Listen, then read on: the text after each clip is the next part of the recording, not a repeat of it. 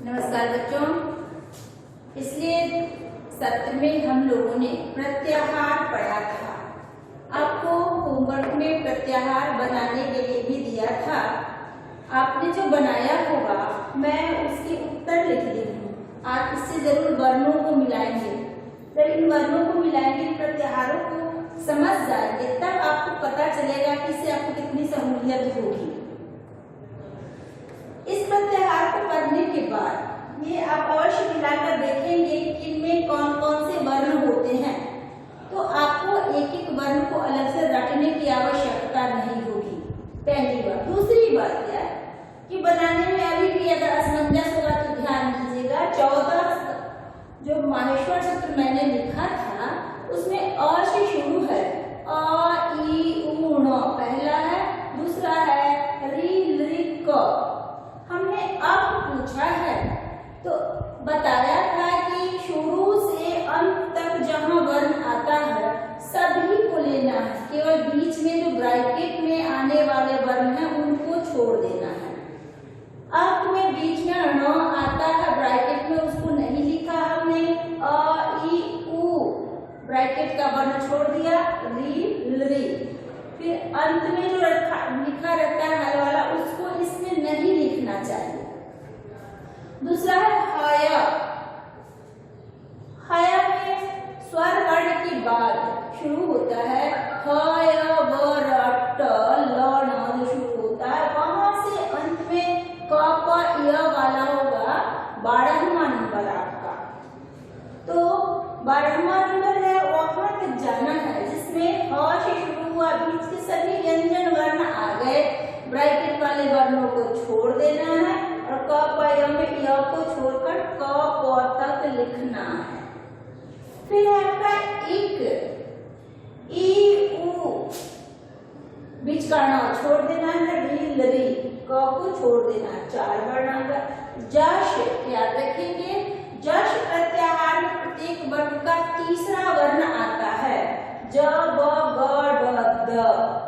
झय प्रत्याहार है, झय झय झय नहीं, झश है,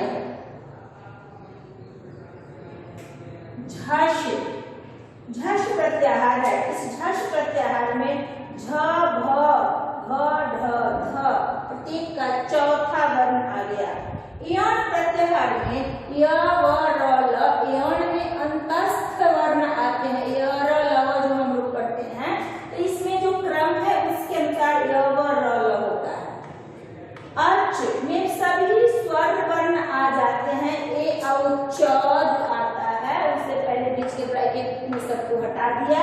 तो अर्च कहने का मतलब है सभी स्वर वर्ण उसमें आ जाते हैं। एंग में ए ओ 2 वर्ण आए। खर में सभी वर्णों का दूसरा वर्ण और चौथा प्रथमा वर्ण, दूसरा प्रथमा, और अंतस्थ में तीनों श, ये उसमें के तीनों श ही आते हैं। खय प्रत्याहार है, इसमें प्रत्येक वर्णों का दूसरा और पहला वर्ण आता है।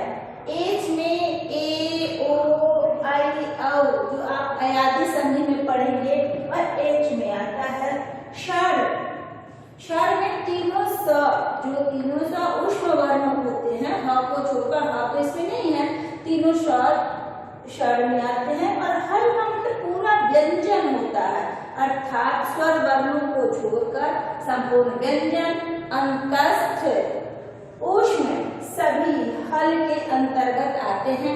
इसीलिए हम लोग पढ़ते हैं हलंत, जो बोलते हैं हल से अंत होने वाला, अर्थात जिस शब्द के अंत में हल वाला चिन्ह वाला व्यंजन होता है, अर्थात उसमें स्वर नहीं होता, तो हम लोग कहते हैं हलंत है, मतलब व्यंजन से अंत। हल का मतलब व्यंजन होता है, व्यंजन से अंत हो गया हलंत। और स्वर से जो अंत होता है, तो स्वर का मतलब अच है, तो अच से जिसका अंत होता है उसको हम अजंत कहते हैं। हलंत और अजंत 2 प्रकार से इसको हम बोलते हैं। अब हम इतना करने के बाद, ये तो हमारे प्रश्नों के हल थे जो पिछले दिन हमने दिया है। अब इन्हें बताकर मैं आपको क्रमशः धीरे धीरे संधि बताते चलूंगी। संधि बता के आप व्याकरण पाठ भी अब पहले पढ़ेंगे, क्योंकि पाठ 2 हो गया है और व्याकरण नहीं समझेंगे तब तक आपके मन में तरह तरह के दुविधा उत्पन्न होते रहेंगे। इस दुविधा से बचने के लिए आप पहले व्याकरण अवश्य पढ़ें। निकलते बच्चे संदेह में फंस जाते हैं कि सिलेबस में यह लिखा हुआ है और ऐसा कुछ प्रश्न मिला है। बेटा याद रखेंगे, सिलेबस में जो प्रश्न होते हैं वो बोर्ड के अनुसार दिया गया है, जिसमें व्याकरण अलग से उतना ही सीमित करके पूछा जाएगा। किंतु अभ्यास में जो प्रश्न होते हैं, जो किताब का आपका अभ्यास है, उसमें जो प्रश्न होते हैं उन प्रश्नों का हल करना हमारा आपका दायित्व है। इसलिए हम उसको सिलेबस में बांध नहीं सकते हैं, हम उसको अवश्य ही हल करेंगे, इसका ध्यान रखेंगे आप।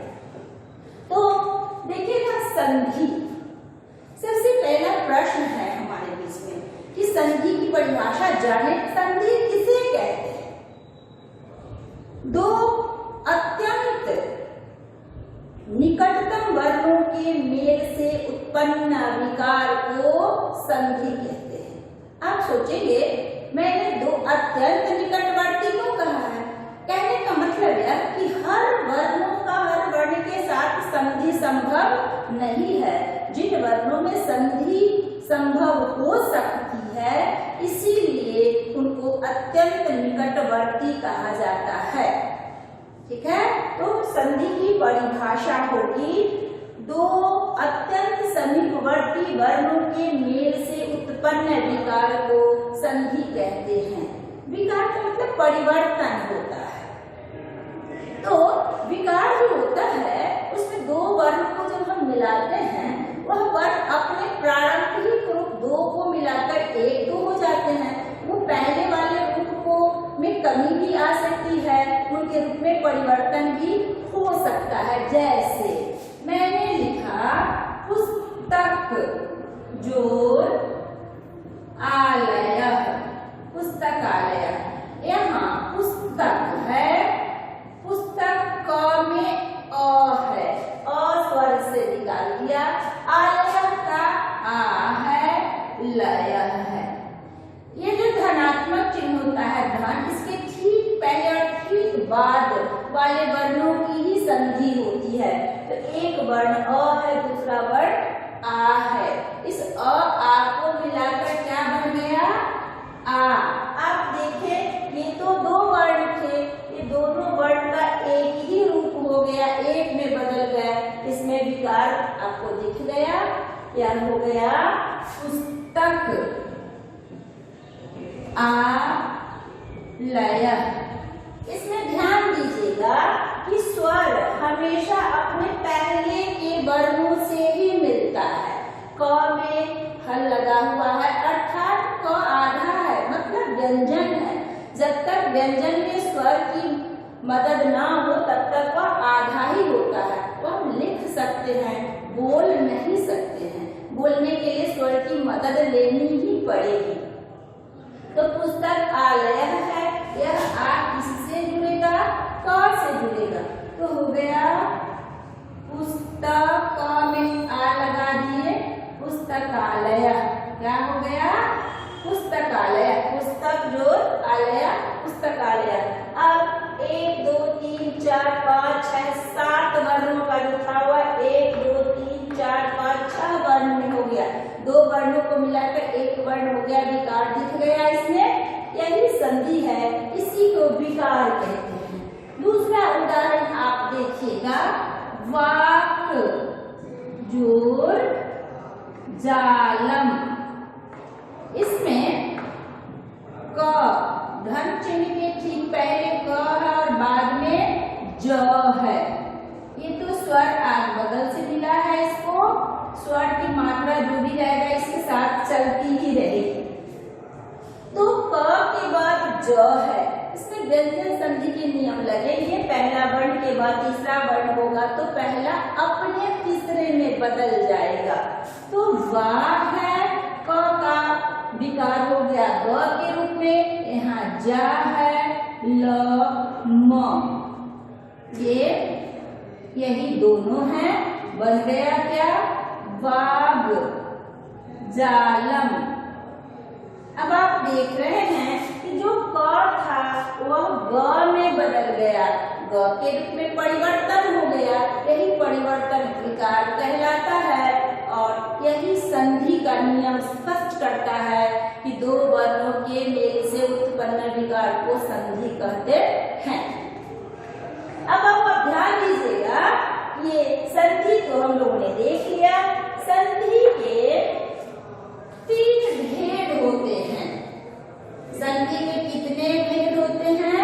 संधि के 3 भेद होते हैं। लेकिन उन भेदों से पहले हमें एक चीज और जाना चाहिए। संधि तो होता ही है, संयोग भी होता है।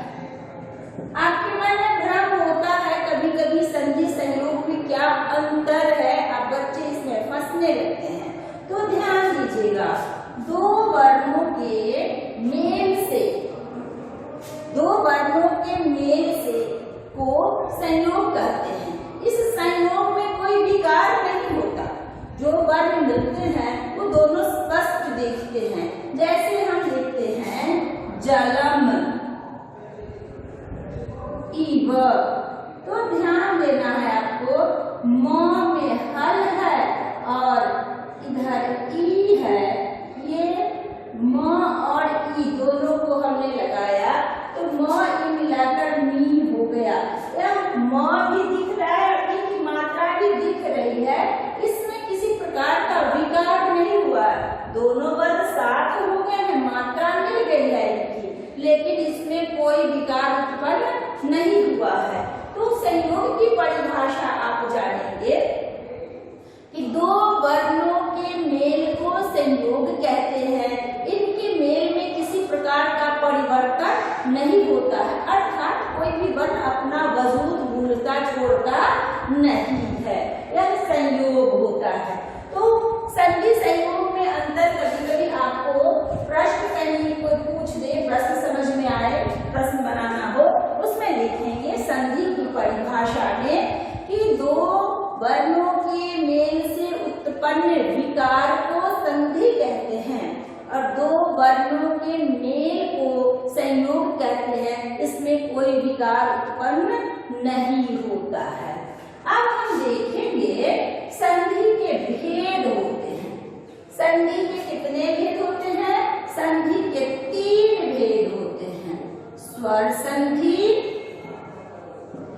व्यंजन संधि, स्वर संधि, व्यंजन संधि और विसर्ग संधि। स्वर संधि, व्यंजन संधि और विसर्ग संधि। तो स्वर संधि को ध्यान दिया जाएगा। स्वर संधि किसे कहते हैं? स्वर वर्ण का स्वर वर्ण के साथ मेल से उत्पन्न विकार को स्वर संधि कहते हैं। क्या कहते हैं?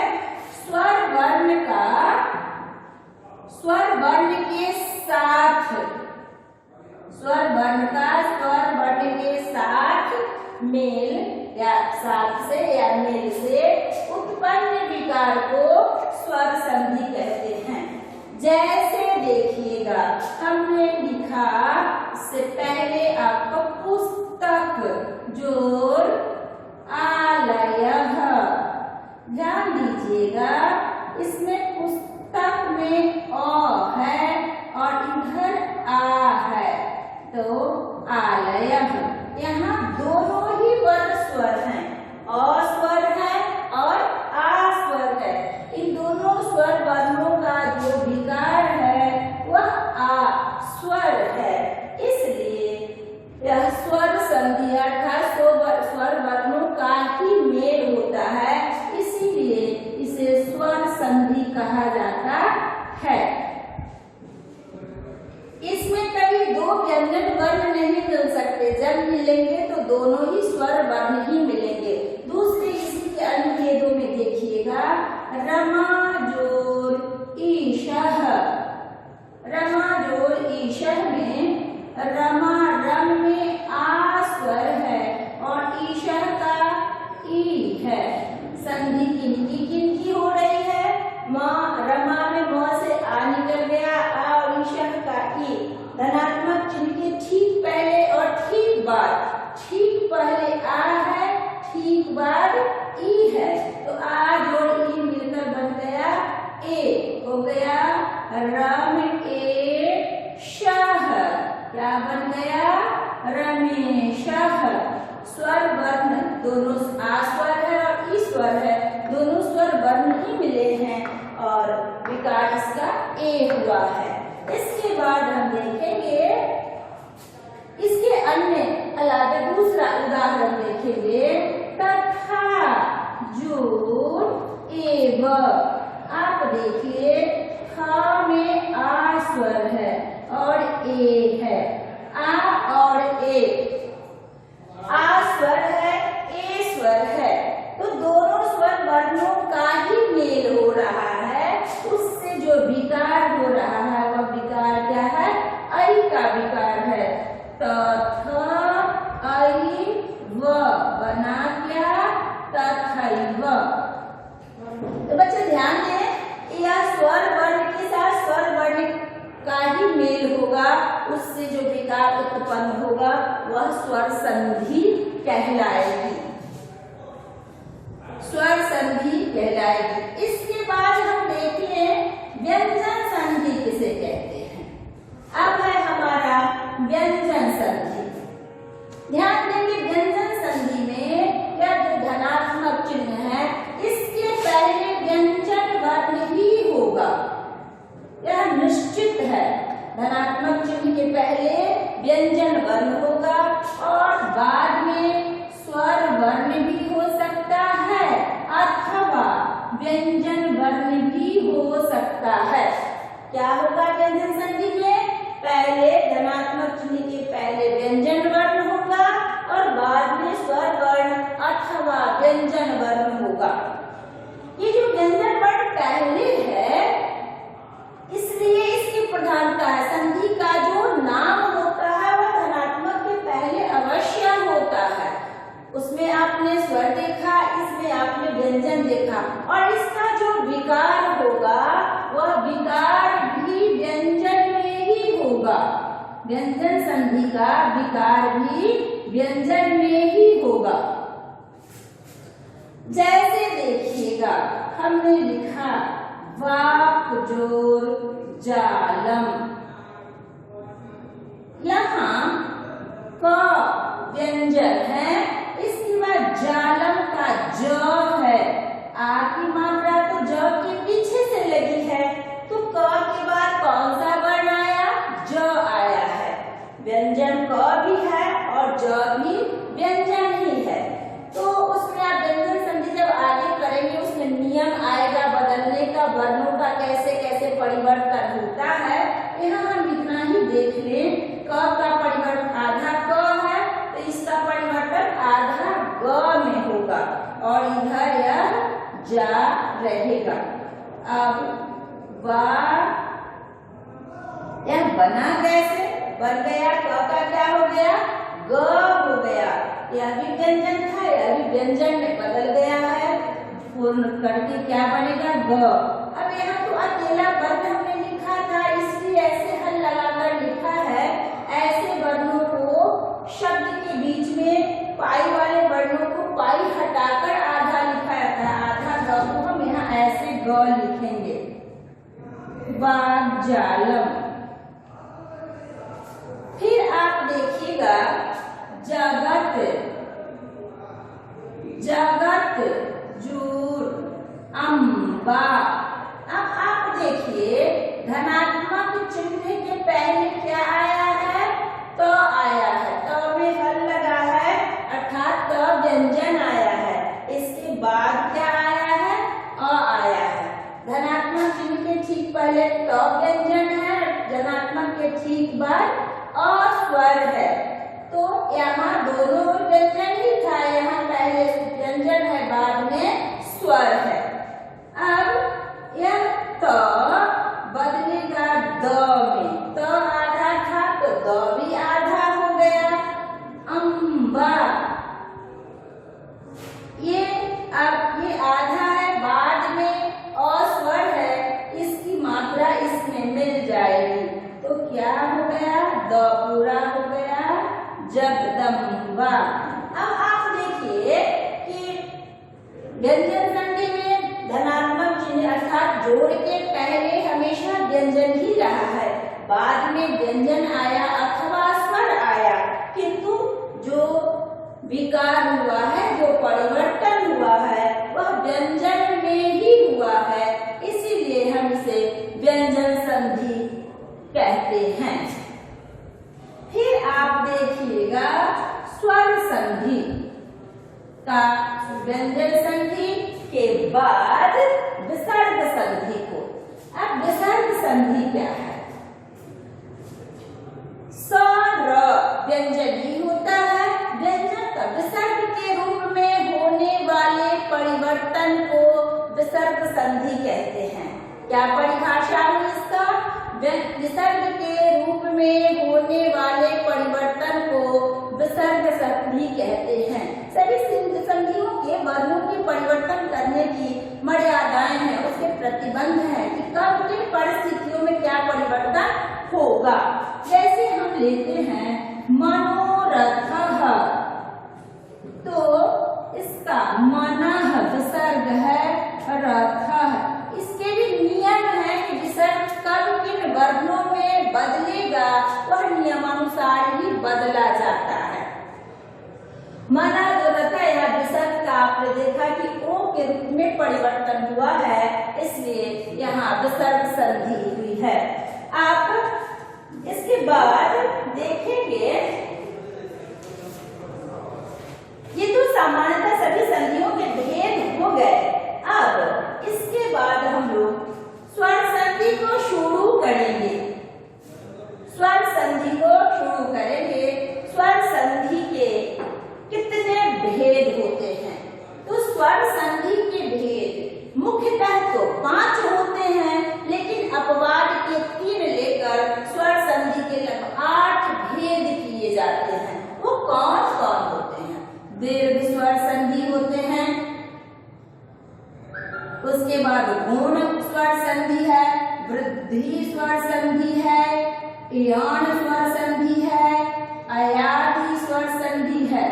और इन 5 में एक छोटा छोटा भाग ले लेने वाले अन्य संधि हैं, जिसमें एक हो गया पूर्व रूप संधि, पर रूप संधि और प्रगृह्य, इसको हम प्रकृति भाव संधि भी कहते हैं। इसको प्रकृति भाव संधि भी कहते हैं। आज हम लोग एक दिन बहुत अधिक व्याकरण पढ़ने में अच्छा नहीं होगा, इसलिए आज हम दीर्घ संधि को ही केवल बताना चाहेंगे। दीर्घ संधि में इसकी परिभाषा देखिएगा, बड़ी आसानी से आपको प्रत्याहार के बल पर समझ में आ जाएगा। दीर्घ संधि की परिभाषा हम करते हैं। अकः सवर्णे दीर्घः, अकः सवर्णे दीर्घः। अपः अप का, अप क्या? अप प्रत्याहार आपने पढ़ा है, उसे पढ़ा अ ई उ री लृ। अपः अप का, ये अप का मतलब कितने वर्ण हो गए। इसके बाद सवर्ण समान वर्ण आने पर, अर्थात इधर यदि अ है तो इधर अ आना चाहिए, इधर ई है तो इधर ई आना चाहिए, इधर उ है तो इधर उ आना चाहिए, इधर री है तो इधर री आना चाहिए। नृ का दीर्घ रूप नहीं होता, इसलिए नृ के लिए नृ के बाद नृ आए तो बहुत करेंगे तो री की जैसे दोहरी मात्रा लगाते हम लगा सकते, ऐसे आते नहीं इसके। तो आपको हमने पिछले दिन ही बताया था कि स्वर वर्ण में तो हम लोग दीर्घ वर्ण आ, दीर्घ ई, दीर्घ उ भी पढ़ते हैं। यहाँ महर्षि पाणिनि ने दीर्घ वर्णों को अलग से करने की आवश्यकता महसूस नहीं किया, क्योंकि उच्चारण स्थान समान है। इसलिए अ शब्द के अनुसार जहाँ अ की जरूरत हो वहाँ अ का प्रयोग होगा, जहाँ आ की जरूरत हो वहाँ आ का प्रयोग होगा। तो अ मिलाकर दीर्घ वर्ण आ बन जाता है, ई मिलाकर दीर्घ वर्ण बन गया, उ मिलाकर दीर्घ उ हो गया, री मिलाकर दीर्घ री हो गया। यह दीर्घ स्वर संधि में होता है। आज आप इतना ही पढ़ेंगे। ध्यान में अवश्य रखेंगे। इतना ही करेंगे। आपका जो अभ्यास दिया गया है उस अभ्यास में जैसे मैंने तो जोड़ने के लिए स्वर निकाल कर बताया है, अगर नहीं समझ में आए तो आप ऐसे ही स्वर निकाल कर अवश्य बनाएंगे। पुनः अगली क्लास में आप होमवर्क देंगे वो तो होगा ही, अगली क्लास में पुनः मैं बोर्ड के जरिए एकदम सही लिखने के लिए बता दूंगी। धन्यवाद।